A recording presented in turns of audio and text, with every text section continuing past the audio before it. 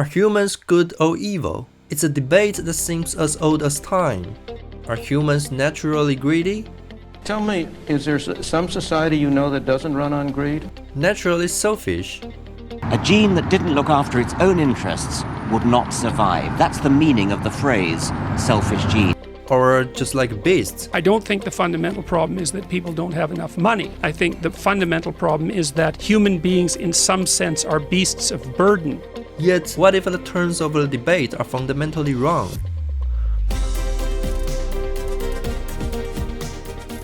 Debates over human nature can generally be divided into two schools of thought. One school considers human nature to be fundamentally evil. British philosopher Thomas Hobbes represents an archetype of this school. Hobbes believed that prior to the establishment of civilization, primitive peoples were in constant conflict as they fought over different resources. States then arose to impose necessary order. This is Hobbes' origin of civilization. It's based on the belief that people are selfish and need to be ruled, or else society will devolve into anarchy. So if you believe that human nature is fundamentally evil, then you think that society needs more control and that the more officials, managers, and disciplinary education we have, the better people will be. Opposite Hobbes stands the French philosopher Jean-Jacques Rousseau. Rousseau represents the humanity is good school of thought. For Rousseau, it was the emergence of civilization that made people selfish. Those with the means to take control of resources like land set out designing various legal provisions to protect their property. Resources that were once common became the private property of a minority, and inequalities were rationalized through elite-produced knowledge. This is Rousseau's origin of civilization. If you believe humans are good by nature, then you think that less social control is required, fewer politicians, laws, and so on. So which theory is correct? A chance event in 1965 produced the perfect test, the Tongan castaways. 6 schoolboys had set sail to the Tongan Islands, but a shipwreck left them deserted on Ata Island. The 6 boys were forced to survive on their own for a year before being discovered by a passing boat. Curiously, the boys had established a small community. Among other things, they constructed a game room, a badminton court, and a vegetable garden. Everyone was in good physical health. Disputes might occur, but the boys were always able to reconcile. There was no Hobbesian struggle for resources, only friendship and communality.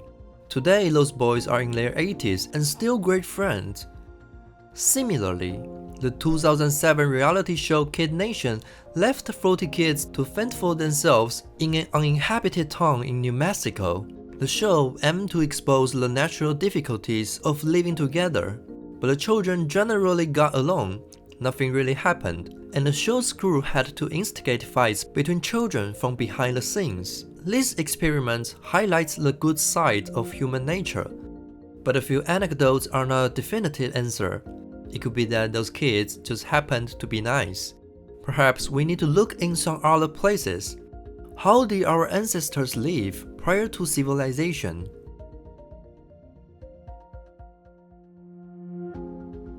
"50,000 years ago, Homo sapiens shared the earth with other humanoids. The Neanderthals possessed larger brains and muscles compared to Homo sapiens, so we could reason that they should have had a greater survival advantage. But the Neanderthals died out and left sapiens as the only humans on Earth. Some speculate that our ancestors may have committed genocide against the Neanderthals, and that we are their brutal offspring. That's our human nature. Survival of the fittest is thought to govern the wild, but biologists have found that domesticated animals display another evolutionary mechanism. In the 60s, Soviet geneticist Dmitry Belyaev sought to domesticate silver foxes. Belyaev selected the friendliest foxes and then bred them with each other. He repeated this process for 4 generations. By the 4th generation, the baby silver foxes were wagging their tails and barking when they saw people. Behaviors that wild silver foxes couldn't possibly be thought to display. The silver foxes had grown to be gentler over the generations. This led scientists to argue that domesticated species evolved through a mechanism called survival of the friendliest.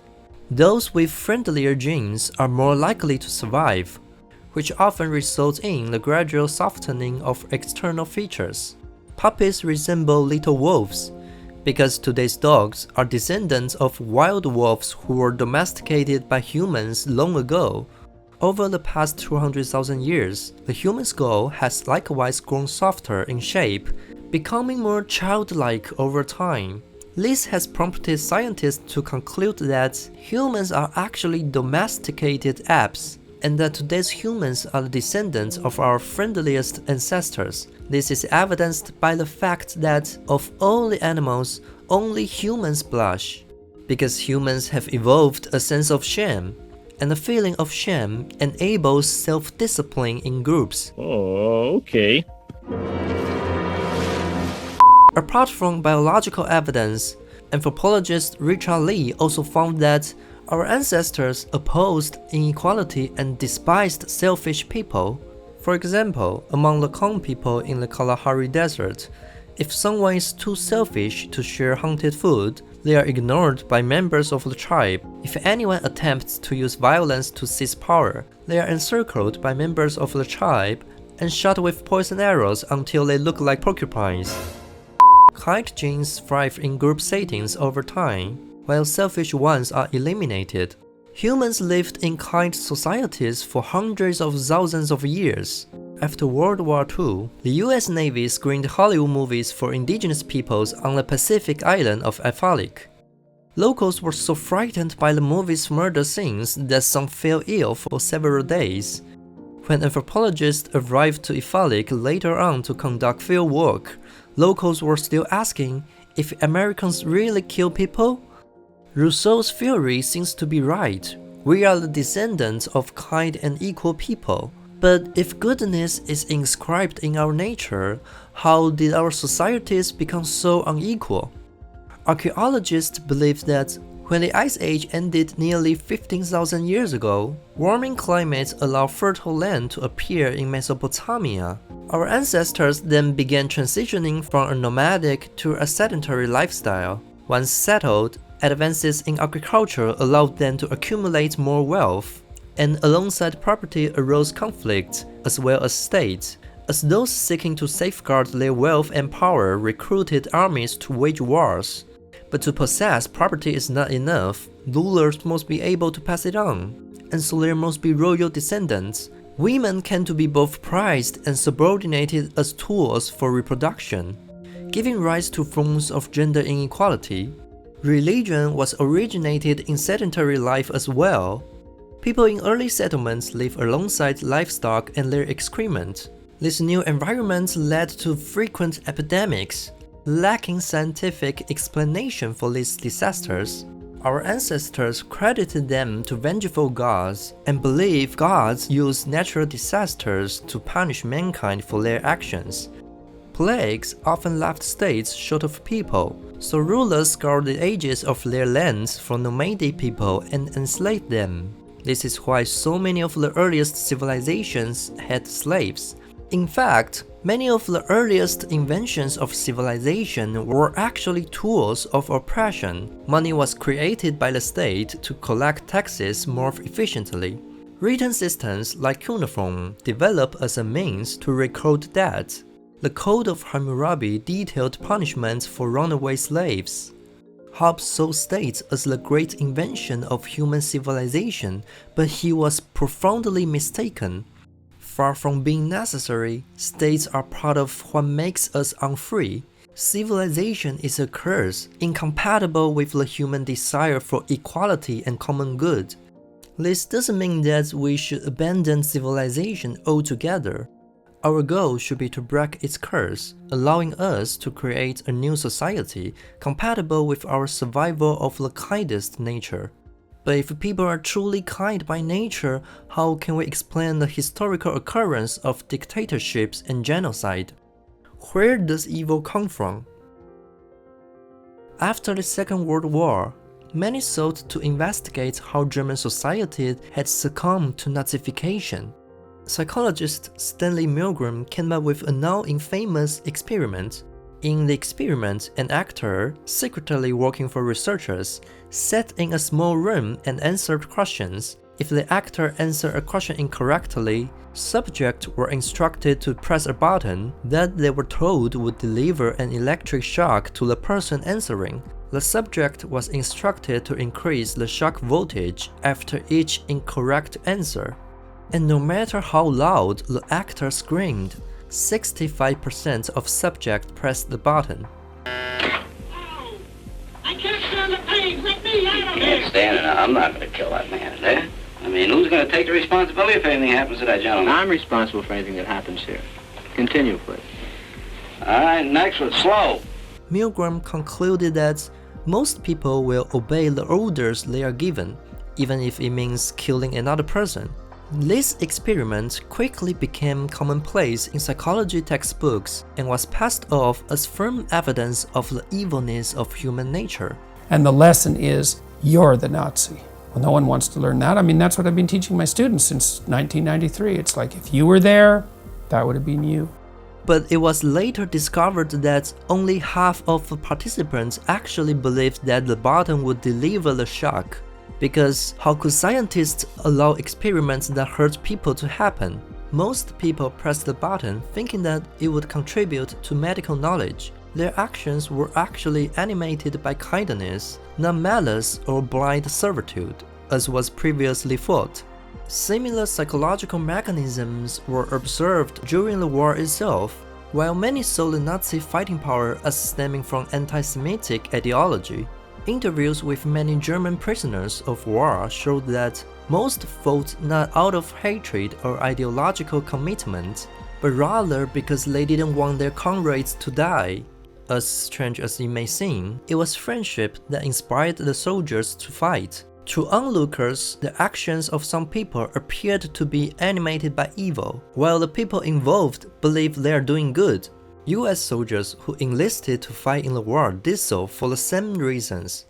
In this way, participants on both sides of the war actually showed the same side of their humanity: loyalty, friendship, and self-sacrifice.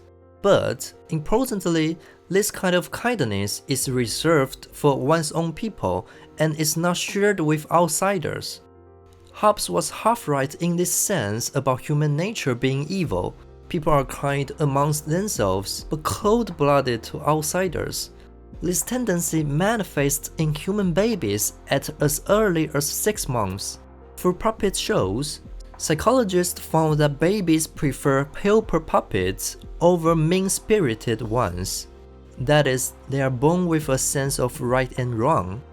But babies also like puppets that are just like them, and if, say, one puppet likes crackers and the other green beans, babies will prefer the puppet that is more like them, even if the like-minded puppet is also the visibly mean one. The studies suggest that we are all born xenophobes. It's a kind of innate tribalism latent to our human nature, which might lead us to do bad things. But there also exists a more critical acquired evil: power. Psychology experiments have shown that drivers of high-end luxury cars blow through crosswalks 45% of the time. The more expensive the car, the worse the attitude of the driver. Why is this so? For brain scans, psychologists have found that people in positions of power tend to have less mirroring in their brains. The human brain usually mirrors others. When others laugh, you laugh along. When others yawn, you yawn too. But powerful people mirror less, as if they have lost touch with their own kind. Those in elevated positions of power develop an acquired sociopathic personality. They become self-centered and shameless. These antisocial behaviors are typically only seen in people with brain damage. In other words, power causes brain damage. Humans evolved a sense of shame as a barrier to selfish desires. Our human ancestors exemplified survival of the kindest. But our contemporary societies champion a survival of the shameless mentality, where a minority of people with no sense of shame dare to do anything, and this lake of shame allows them to climb to the top. Studies have shown that 8% of CEOs have a diagnosable sociopathy, compared to 1% among the general population.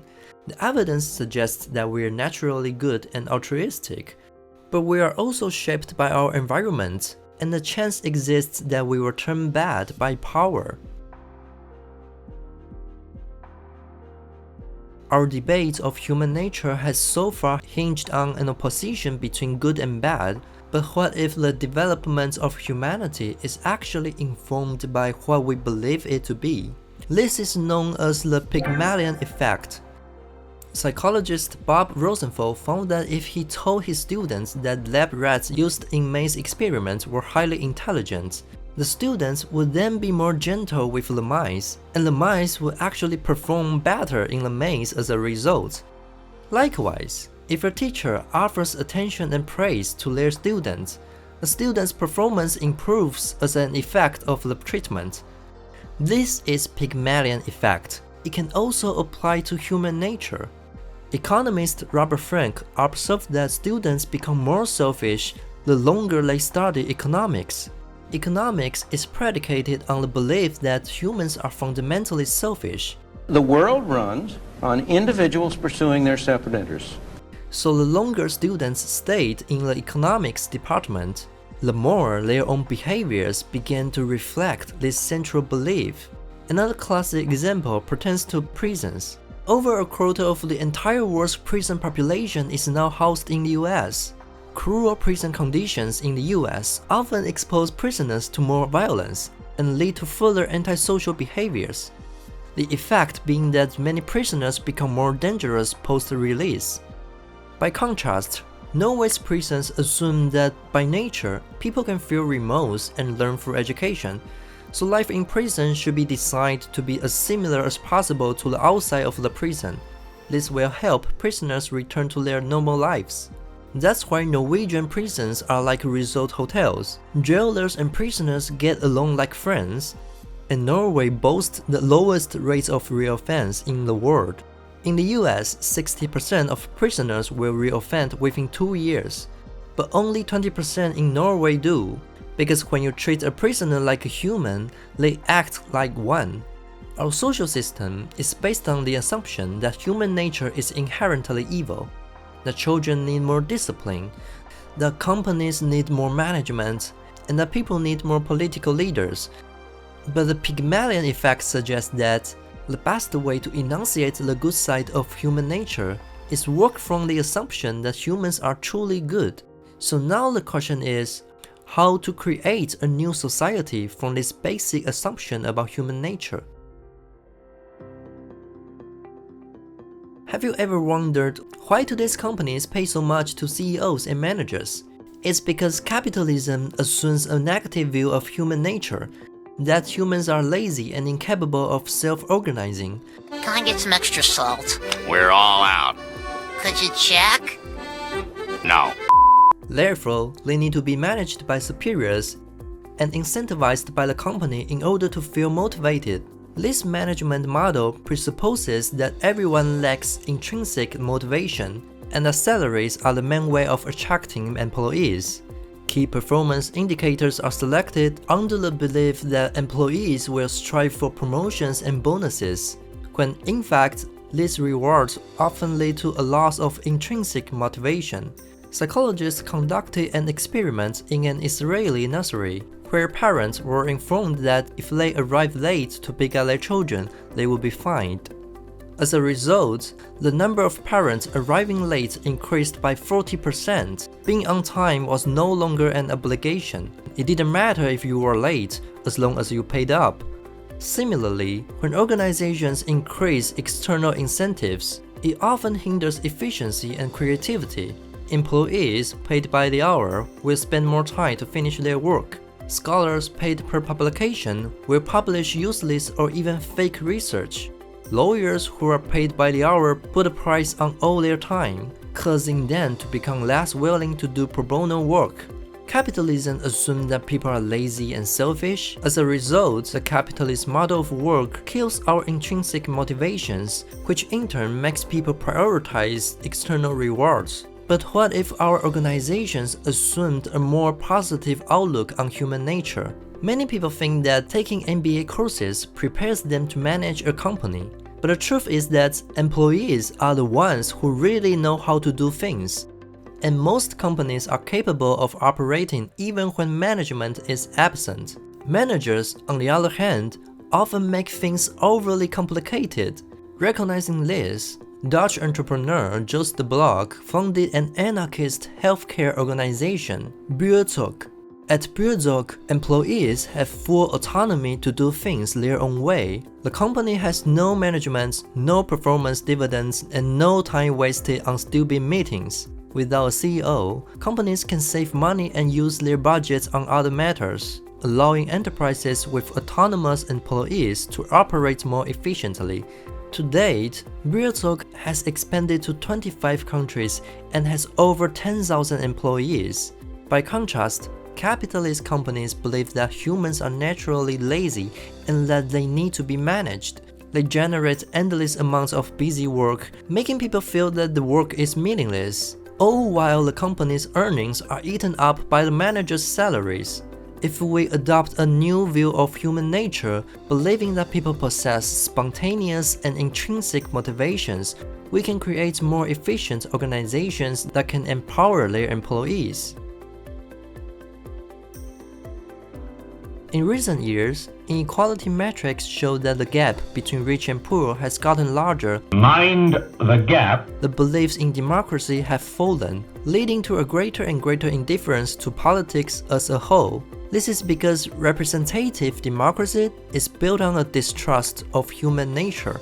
To prevent ordinary citizens from engaging in mob rule, politics is largely decided by civil servants and politicians. But if we were to start out by believing in the goodness inherent to our nature, why not let citizens be policy leaders?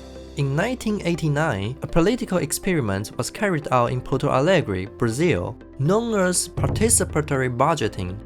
Citizens were given direct control to make decisions over the city's budget.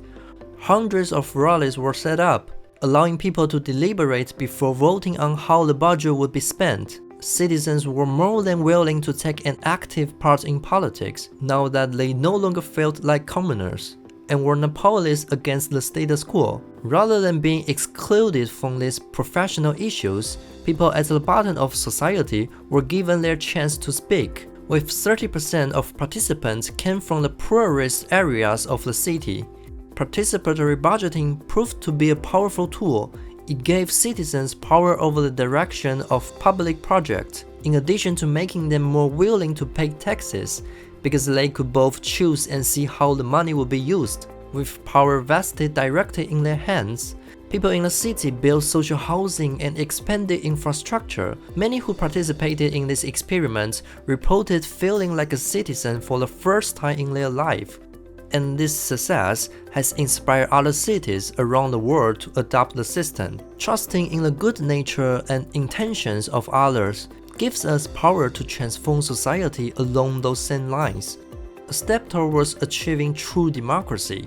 However, the foundations of our new society cannot be limited to the economic and political. Constructing a new society means that we must also treat bad people as if they possess the same humanity and kindness that we see in ourselves.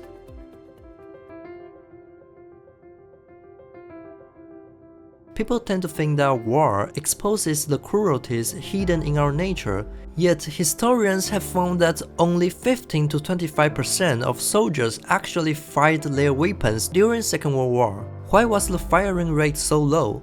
Because at close range, soldiers are put face to face with the humanity of their enemy, and this recognition often neutralizes any drive that we may have had to kill. 75% of British soldiers who died during the war did so as a result of long-range shelling. Bombing obscures the humanity of the targets that are bombed, enabling pilots to avoid the same sense of moral culpability. In other words, evil feeds on distance. Psychologist Gordon Allport termed this the contact hypothesis. He theorized that hatred and discrimination stem from a lack of contact. During World War II, for example, interracial American platoons where black and white soldiers fought alongside each other, experienced drastic reductions in racial tensions over time. For while at home, they might have lived at a distance, the common experience of war resulted in the mutual recognition of their shared humanity. Many of history's evil deeds could have been avoided if we had simply considered our enemies as people who were just like ourselves. German and British troops were both stuck in their trenches on Christmas Eve during the First World War. However, when the German soldiers began to sing Christmas carols, something magical happened. British soldiers heard the Germans singing and decided to sing along.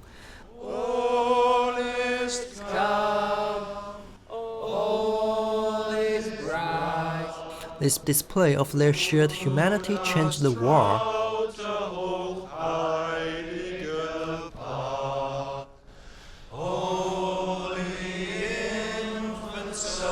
The next morning, on Christmas Day, soldiers on both sides climbed out of their trenches. They stopped treating each other as enemies, instead recognizing that those on the other side were human beings just like themselves.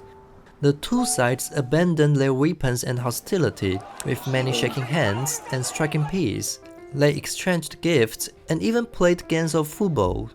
A ceasefire had been agreed upon, and warfare in the trenches was at a deadlock. The soldiers on the front lines didn't want to fight at all, but military commanders and government officials, safely hidden far to the rear, persisted in ordering attacks. These people had never been in contact with the enemy. They couldn't see their humanity. Humans have often misunderstood themselves, believing that man is a selfish beast whose worst impulses are kept at bay by the rules of civilization. Historical evidence, however, tells us that people have nearly always shown their good sides in times of crisis. The Great London Air Raid was undertaken by German leaders during the World War II, with the intent to break the spirits of the British people. While the raid was meant to induce disarray, Londoners stayed composed, banding together to care for the wounded. Wars and crises bring out the best elements within us. It's precisely the kindness inherent in our humanity that allows us to rebuild in their wake, and it is a belief in its fundamental goodness that will allow us to construct a better society. By reducing rates of reoffense, criminal rehabilitation erases the need for cruel punishment. By empowering citizens, direct participation in decision-making makes politicians unnecessary. With improved efficiency, workers' autonomous organization can make CEOs and managers irrelevant. And through the mutual recognition of our shared humanity, wars become unsustainable. It all starts with the first step, believing that most people really are decent, so that we can create a different society where we treat each other kindly.